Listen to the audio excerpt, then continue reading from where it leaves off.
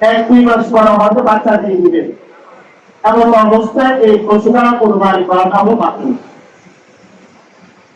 কিন্তু বয়স বাচ্চা খুব ছোট, আপনি দেখেন যে কোরবানি করে ফেলেছেন, কোরবানি হয়ে যাবে। এমন অবস্থায় প্যাকের বাচ্চা যদি জীবিত পাওয়া যায়, ওটাকেও কোরবানি করা লাগবে, ওটাকেও জবাই করা লাগবে।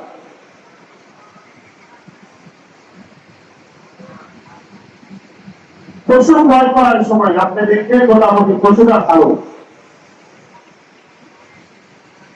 সবকিছু বিবেচনা করে আপনি দেখবেন পশুটা মোটামুটি ভালো আছে, পায়েরও কোনো সমস্যা নেই, তার শিঙে ভক্তর কোনো সমস্যা নেই, দাঁতেও কোনো সমস্যা নেই।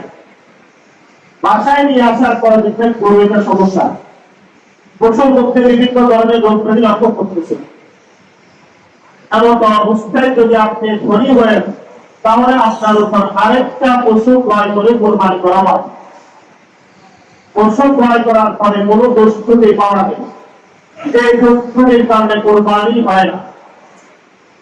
এমন যদি দোষ পাওয়া যায়, আপনি যদি ধনী হন, তাহলে আপনার উপর আরেকটা পশু ক্রয় করে কোরবানি করা হয়।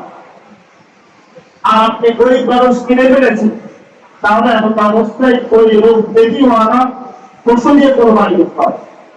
নতুন পশু ক্রয় করাটা আপনার উপর জরুরি না, কারণ যেহেতু আপনি গরিব, এই পশু ক্রয় করছে সেটার উপরে কোরবানি হয়। মাসালা আপনাদের ক্লিয়ার হয়েছে? কোরবানি পশু ক্রয় করেছে,